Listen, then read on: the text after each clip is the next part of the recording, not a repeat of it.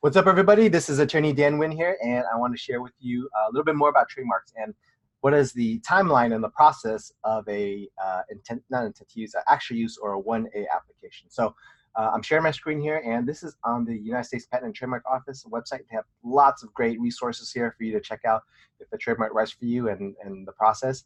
But here what they have is what the timeline is and what the process is. So I'll put the link in the video for you. But I'm going to go through this for you and explain to you how the process and the timeline is once we submit an application. So right here, we'll submit an application. And you can also, once you submit an application, you'll get a filing receipt.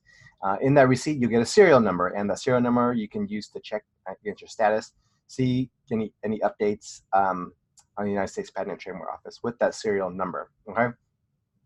So this is about a month. The United States Patent and Trademark Office reviews the application. So, you probably did your own research, whether through a comprehensive search or kind of your own quick and dirty search. So Trademark Office still has to do their own research, and what they'll do is they'll do their own search, see if there's any conflicting marks, if it's distinctive enough, or any other issues with the application. All right, and if there is, if there is not, it will actually go to publication, and a publication is a 30-day window that anyone can oppose your trademark. So it's kind of like, if you go to a wedding, is anyone oppose this man and woman to get married? And so that's kind of the 30 days. That's that part, right? What's cool? So moving forward, if no issues, no objections, then you get to registration. Right, and like I said in my other video, you got to still, once you get the registration, you still got to maintain it between the 5th and 6th year.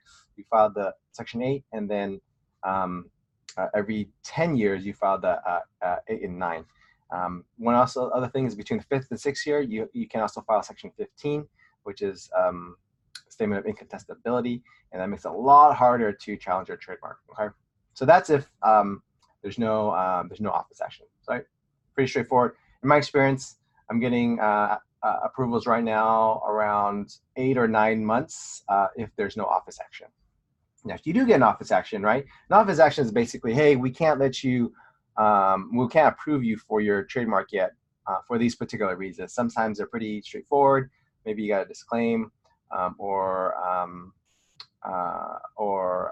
update something, maybe a better description of goods and services. Sometimes it's substantive refusal, meaning the examining attorney has done their own research and they said, okay, these other registrations, they're conflicting to yours, and so give us reasons why we should let yours go through, right? So if you submit a timely response and they approve, then you go to a publication, and again, if no one opposes, then you get the registration, right?